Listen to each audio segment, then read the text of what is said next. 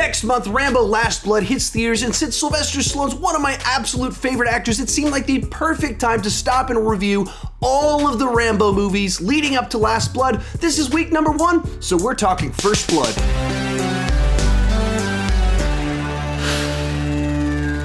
Hi, my name is Sean, and I love to talk about movies way too much. If you can relate, you're probably in the right place. Consider clicking that subscribe button. With that in mind, go ahead and join me down below in the comment section. Share your thoughts on the original First Blood. This will be a spoiler review, so spoil away down below in the comment section.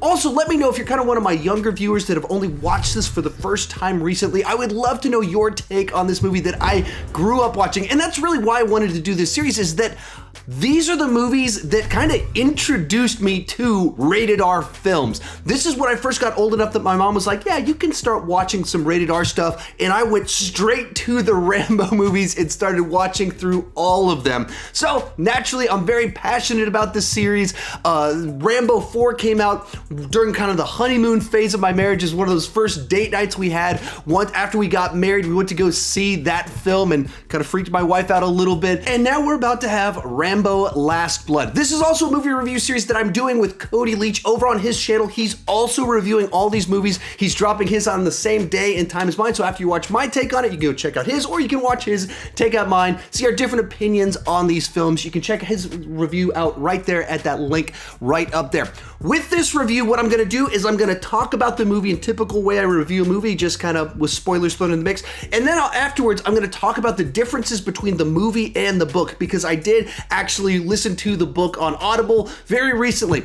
If you didn't know, First Blood is based off a book that came out 10 years before the movie came out. You can download the audiobook of First Blood for free from audible.com if you sign up for a free trial at audibletrial.com/Sean Chandler. This is where I listen to it. You can get it for free. To get that free trial, just sign up at that link down below, audibletrial.com/Sean Chandler. Enough introductions. Let's get started talking about First Blood, starting with the good. And the first thing that comes to mind is, of course, the characters. Front and center is, of course, John J. Rambo, played by Sylvester Stallone. Now, as the movies went along, the character kind of grew into this much more mythical character that's the one-man army that wins the Vietnam War all on his own, and many other one-man army type scenarios.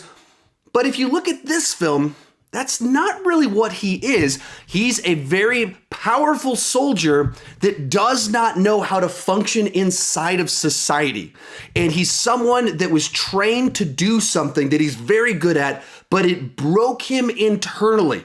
He's an incredibly broken person, so when he comes back to society, he can't assimilate. He can't hold down a job. He doesn't know how to relate to people anymore. And even like now we would look at this character and say, oh, he has PTSD. Like we would immediately know that and recognize that. But he's someone that at the time they didn't know that. They weren't quite advanced in their understanding of psychologically what happens to people when they go to war.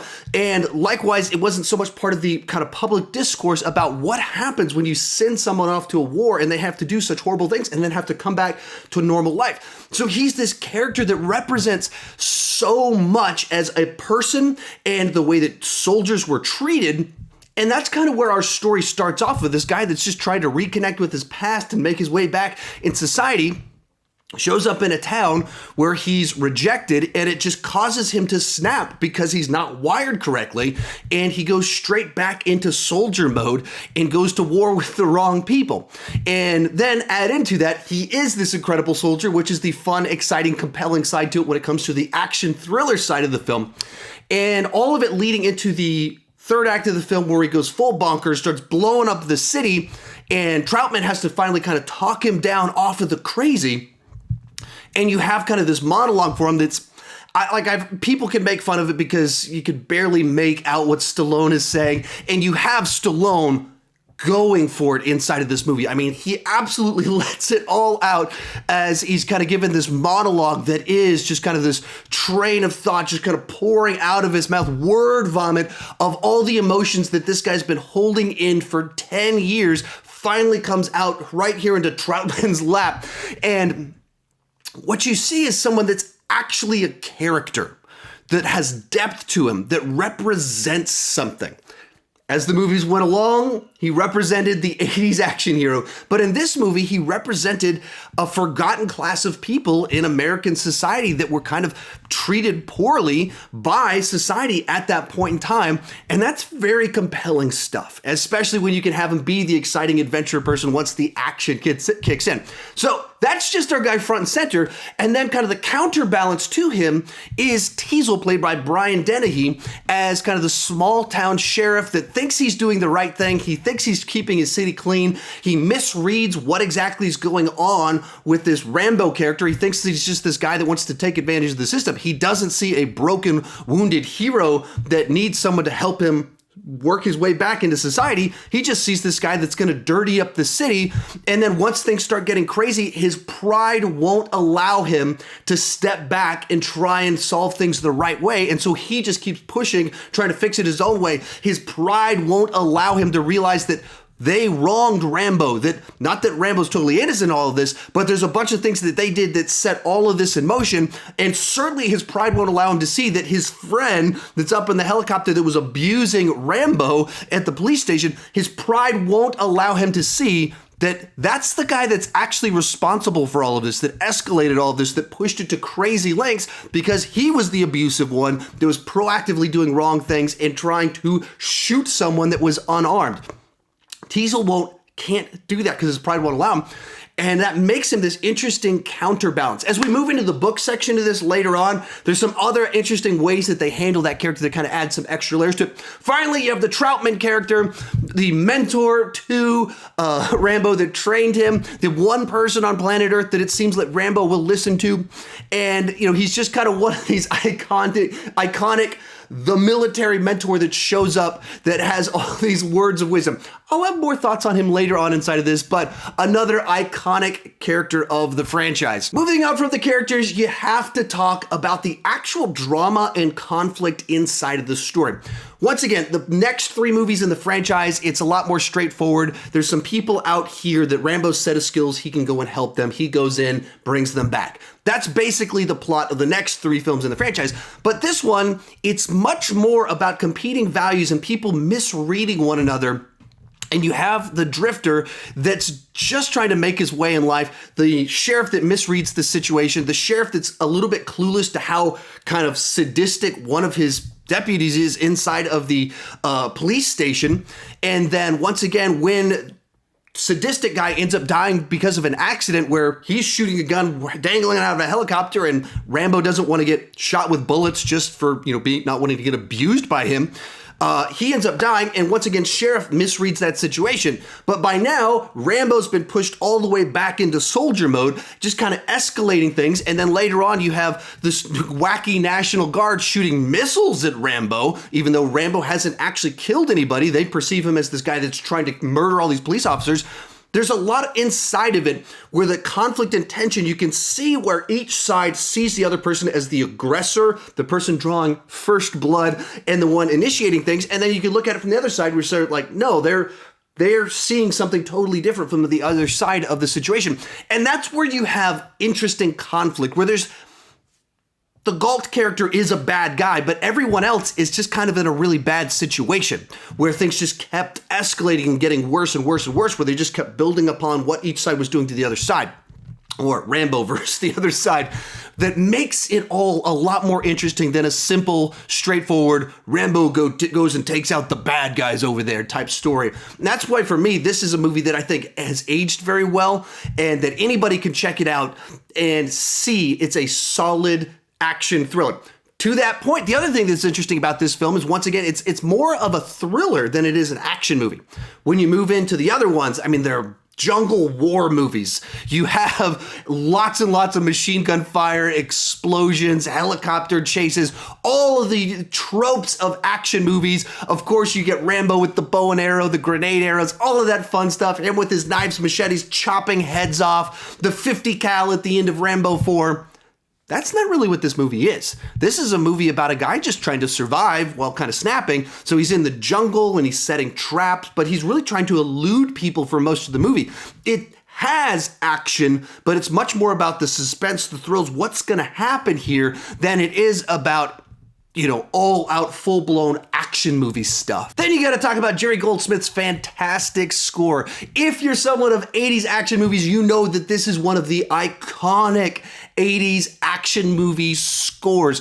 Whether you're talking about kind of the more suspenseful parts or the more heroic aspects of the themes, the more heroic ones are a little bit funny inside of this movie because he's not really a hero inside of this movie, but they work really nicely as you move into the sequels and he gets to go full-blown action hero mode in those films. But it's memorable, it feels right for the character, sets the mood properly, and when it gets heroic, when you want to feel kind of like, yeah, Rambo, go get him, the score absolutely gives you that emotion. In fact, the score almost is able to help Rambo be more sympathetic because it evokes the emotions that you want that make him seem much more like the guy that's fighting the man, kind of taking it to the wrongdoers. Then at the core of what the story is, it's a little bit more complicated than that. So you can root for him more because Jerry Goldsmith gave us such a nice piece of music for the film. Another great thing about the film is that it moves at a brisk pace. It doesn't linger anywhere too long. It efficiently sets up Rambo in the opening sequence. It sets up the conflict and rivalry with Teasel. And then very early on, Rambo is on the run. And from there, we have different types of action thrill type sequences, whether you have the motorcycle chase, the sequence where the helicopter and Galt are shooting at Rambo, then you have kind of the stealth sequence where Rambo sets the traps, takes the guys out. Trautman shows up, so we get more background on the character. From there, we have kind of the sequence where Rambo ends up in the cave and he's fighting rats and stuff like that. And then we have a little bit more of a car sequence again, and then we move into the city and he starts blowing the place up. We get our monologue, credits roll very quickly. I mean, it just moves through its story. And I think that fits nicely because there's not a ton of story here. It's more about the characters and kind of the back and forth conflict between Rambo and Teasel rather than this big complex story. And so it very wisely doesn't linger. It tells its story. Each sequence is about 10 minutes long, has something distinct about it that makes it interesting, that makes it memorable, and we move on to the next sequence. Final thing is that this is a movie that had something to say and spoke to a group of people at the point in time that it came out. It's a movie that if you don't understand the history surrounding the Vietnam War and the way that it was perceived by a lot of the American public, the way that soldiers were treated when they returned, that it wasn't kind of perceived as this heroic war, the way that people that returned from World War II were the heroes that stopped Hitler, that's not what happened after the Vietnam War. And so then you have this John Rambo character that represents a group of people, that they can resonate with his struggles, where he's at in life. And even in terms of, as I mentioned before, as a public, understanding what PTSD is and seeing someone that's mentally ill and kind of what's going on there and what caused that. This is a movie that told an exciting story while exploring this idea of we as a society need to do a better job of treating people that are hurt and broken better. And that's one of the things that gets, once again, lost about the film because the later films are just so over-the-top, sensational, action-based. This is a movie that's very powerful, has depth to it, layers to it, and in a lot of ways is an important film. From there, let's move on to the negative. As much as I love this movie, there's a few problems here. The first one is there's just a couple of weird comedic missteps inside of the film. Two different scenes, tries to get a little bit goofy with the humor, feels totally out of place inside the film, doesn't match the rest of the film at all. First one is the National Guard scene. Rambo's in a cave and the weekend warriors show up and they're annoyed that they have to do all of this and they don't want to die. And it's real quippy, goofy dialogue with them. They're like, hey man, go get the bazooka. And they pull out a missile launcher, they shoot it, and someone's like, get that man a cigar. Out of nowhere. It does not match anything else inside of the film. It doesn't organically flow. It feels as if someone else wrote and directed that scene, or it was reshoots, or it was original photography, something like that. Very odd scene inside of the film. It's needed to move the story forward, but the way the scene is written, not good. And then Rambo gets out of the cave. He's going back into the city. He jumps into a military vehicle and there's a guy inside of it. And then we have Rambo says some lines that feel out of character. He's like, hey, man, watch the road. That's how accidents happen. As if Rambo is suddenly cracking jokes inside of the movie. And it's not doesn't deliver well like a joke, but suddenly he's just much more chatty and saying something that's like, I'm not sure what you were going for. I don't know if you thought that was going to land as like, let's ease the tension a little bit and have Rambo crack a joke. But it just doesn't match the rest of the movie. It doesn't match the way the character is, any of the rest of his dialogue inside of the film where he's like, watch the road. That's how accidents happen. So it's a weird misstep inside the film. Second one is the Trautman character as presented in this film feels as a character out of place. Now, the movie itself has kind of big sensational elements inside of it for the action and the thrills, but the characters themselves are all very grounded characters inside of this film until Trautman shows up and he feels like the movie Colonel. He feels like the stereotypical guy in the trench coat with these very screenwriter-esque lines, a little bit of like every paragraph ends with a memorable quote. He doesn't match the rest of the film. He fits really well into the rest of the Rambo movies, but this one, when he shows up, it's just so much more theatrical, even though his introduction, God didn't make Rambo, I did.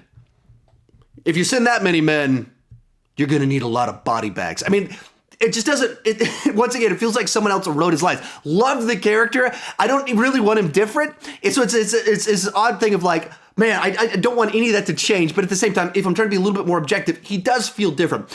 It's interesting backstory on this that Kirk Douglas, Michael Douglas's dad, Hank Pym, the actor Michael Douglas, his dad was originally cast to play this character and was like, for a long time, was going to be this guy. And that, it's one of these interesting kind of pieces of history because he's a Hollywood legend, much more so than Richard Crenna, who played the role in this film. And him and Stallone basically didn't see eye to eye on how to end the film. Kirk Douglas absolutely believed that at the end of the film, Rambo had to die. Trautman had to kill Rambo. That's the way the film had to end. So it wasn't a Hollywood happy ending or anything like that. And Sylvester Stallone was like, I just don't think that's a good message. I think with where society, like where we are in the messaging that we're trying to send with this, the idea that he has to die, it just doesn't match. And so they went back and forth. And eventually they sent kind of a note to Kirk Douglas. They said, we absolutely want you to play this character. We think you'd be fantastic. You are our number one pick. You are the guy. Rambo's not going to die. So please do the movie, but we are not going to kill off Rambo at the end of this film. And he said, then I can't do it. Rambo's got to die. So he moved on, and Richard Crenna was hired with only a few days' notice to kind of prep for the role. And that might be kind of what's going on here is that he kind of showed up, got the phone call on a Sunday and started work on a Monday or Tuesday. I mean, it was literally that much of a turnaround. And so the character in this film, I just doesn't feel it totally matches the types of characters in the rest of the film. And finally, there's a bunch of moments in this film that defy credibility, which if you're doing the absurdity of the sequels, you can do that. But when you're trying to do a more grounded character study about Vietnam vets and how they assimilate into society and how they're treated wrong, you probably need to be a little bit more grounded. Specifically, the one that comes to mind is that you've got Rambo climbing down a cliff, helicopter shooting at him, and so he decides he has to jump down. And they keep showing these angles of how high up he is, and he jumps. I mean, it's 30 feet, 40 feet up in the air, and he uses branches to slow his fall, which branches don't really slow your fall. They make you fall. They puncture your body and make you fall differently. And when that happens so early in the movie and he kind of keeps on trucking, and I mean, they show him in pain and trying to like sew his wounds and stuff like that using his cool suture kit inside of his knife. Like, okay, but that jacks you up a little bit too much to just kind of like, let's just keep moving on. There's a few things like that inside the film. All right, now I want to talk about the differences between the book and the movie. As I go into this, if you're interested in checking out the book itself using that audibletrial.com/Sean Chandler to get the book for free, down below at that link, I would love it if you'd check that out. Skip this section. There are some changes that are pretty interesting, and I'd rather you just experience that. Likewise, there is an introduction from the author at the beginning of the audiobook. Skip over that. He literally explains everything different. I didn't know any better, so I just listened to it. I was like, come on, dude. Why wouldn't you put this at the end of the movie or end of the book? That's a little bit frustrating, but definitely check it out. There's some very distinct, interesting differences. If you're not going to check out the book itself, if you're not going to listen to it, read it, Here is the nature of the relationship between the book and the movie. First thing you got to know about the book to movie transfer here, the structure is essentially basically exactly the same. That he comes into a town, it's a different state, but it doesn't change the story at all. Comes into a city, Teasel wants him to leave. There's a couple more back and forth there. And then he ends up at getting arrested. He's at the police station and snaps. He escapes. Now in the book, he's naked, which I guess they didn't think that was a good idea to make a mainstream movie where the lead character's running around on the street naked for 15 minutes at the beginning of it. He runs into the woods. And then a lot of the stuff in the movie, there's some comparable sequence throughout it. There's the part where they think that he's dead, but he's not. He makes his way back into the city, things go bonkers, and then you have the final showdown. Structurally, it's pretty close. Certainly differences, but pretty close. Where things get really different, however, is some specific things about the way the story is told and what Rambo himself does. So the first really important difference between the two is that the book is told from the perspective of both Rambo and Teasel. So one chapter is the perspective of Rambo, the next chapter is the perspective of Teasel. Both of them are the protagonist and both of them are the antagonist inside of it. You're just as much you're actually probably a little bit more rooting for Teasel in the book than you are for Rambo.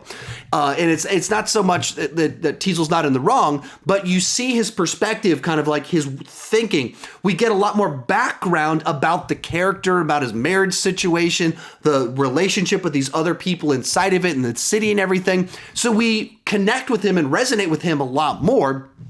And the other reason that we actually kind of want Teasel to win, the other second big gigantic difference in the book is that Rambo explicitly kills people, a lot of people, in the book.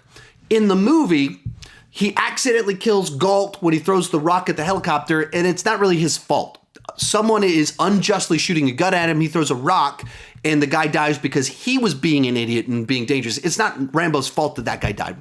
And then by implication, some of the stuff in the final chase in the third act where he's in the big truck and he drives some cars off the road, looks like he might have killed some people when that happened. The movie doesn't exactly state that that happened, but it's like he's in a car chase, and so it's not him shooting someone. In the book, when he escapes, he grabs his knife, he's in the police station, and he guts someone. I think the David Caruso character, I could be mistaken, but the equivalent of the David Caruso, the young officer that's like, hey man, he's not such a bit like, aren't you blind? He's a little bit crazy. Stop being roughing him up and everything like that guy. I'm pretty sure that guy gets like gutted in the book. And all the people that Rambo names inside of the movie, like he just kills them inside of the book. In which case, immediately he comes off like the animal that needs to be put down. He is so broken, so damaged that he's not really redeemable. Him being roughed up a little bit at a police station does not justify him killing people. It justifies a person that's unbalanced escaping and being on the run. It doesn't justify him killing a whole lot of people. And that changes very much the tone and the vibe of the story, because you don't really want to root for anyone. Because you're not like, it's not like you think that Teasel's this great guy that's stopping the crazy Vietnam vet. You're like, no, he's a kind of a jerk cop that made some pretty big mistakes. That's his pride won't allow him to kind of let it go or be resolved in a more reasonable fashion. And Rambo is a guy that's just so far gone that you can't really root for him. You don't really like him because he just wants to kill people. Very different vibe for the same exact story, same exact structure. And so then this leads into the end of the book, where what ends up happening is that Rambo ends up mortally wounding Teasel, who dies, and then Trautman blows Rambo's head off with a shotgun. And the story's actually, as Rambo dies, it's written first person of him like experiencing death, which is in and of itself kind of a weird little way to tell that side of the story, but much more of a downer ending where both the protagonists, who are both the antagonists, die, and Trautman has to be the person to kill the person that he trained, that he was hoping to kind of maybe bring in and could have some restoration for him or of something of that nature. But so essentially you have structurally the exact same story, very different vibe. In the movie, because Rambo is so wronged by so many people, it's this underdog story. And the reason he's being chased is there's misunderstandings and a lot of different things inside of it. And the news are reporting what happened incorrectly. And us as the audience know what really happened. And we're like, they pushed this guy that's not well. Of course he is going to snap. In the book, I mean, he killed people. He's just not the hero. He's not the underdog. He's a very broken person that is beyond redemption at this point in time with how far gone he is. And he probably does need to be put down. So it's a very interesting experience because I've been watching this movie for 25 years now. Since the early 90s, I've been watching this film, and I only listened to the audiobook about 2 months ago. So it's very interesting to see the same story with a different perspective. And you connect with Teasel a lot more. And I wasn't expecting that. And kind of understand that he was actually, in the book, he was a Korean War veteran. And whichever, I don't know the exact order of the awards, but so Rambo has like this top level award, and Teasel actually won the one right below it. So there's this rivalry inside of it of Teasel wants to show like, hey, I still got it too. And then also one final kind of little difference, it's not super important, but kind of important, is that in the book takes place 10 years before the movie. And so the Rambo character is about 10 years younger. He's 25. He's not the 35 that Stallone was in the movie. And so because of that, Teasel's twice his age, because the Teasel character is essentially the same age as the character from the movie. And so there's also like like not fatherly necessarily, but he refers to Rambo as the kid throughout the entire book. Changes the vibe of all of it. Well, once again, structurally being very similar.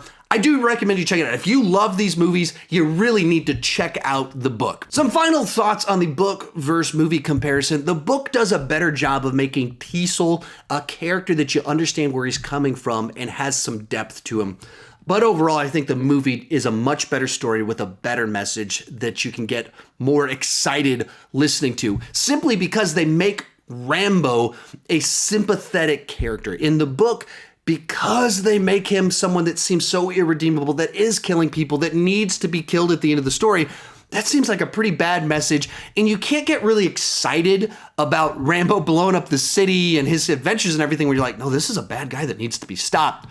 The movie, by kind of taking off those rough edges, making it so that he doesn't kill, he is someone that's misunderstood. You can root for the character. You can enjoy the thrills of it. And I think that's a stronger message that's not nearly as toxic as the one that they had unintentionally inside of the book. Real quick before I give you my final score, be sure to tell me what you think about First Blood down below in the comments section. Also remember, Cody Leach is also reviewing all of these movies. You can check out his First Blood review right up there, and we'll be back next week, each of us reviewing Rambo First Blood Part 2. In closing, I think that First Blood is a fantastic thriller that's a great character study. It's got a couple of missteps inside of it, but overall, I think it's a film that's a bit underappreciated because of the reputation of the later films, but this one at its core is an important story. It's a good story. It's an exciting movie with some fantastic characters that I highly recommend. It's an A- overall. It's an 8.5 on the entertainment scale, and if you're an action fan, this is a must-watch, and if you're just a movie fan in general, this is a movie that you really do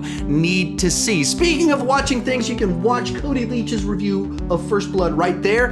If you're watching this in the future and want the rest of the Rambo series, you can check those out at that playlist right over there. Thank you so much for watching, and keep talking movies too much.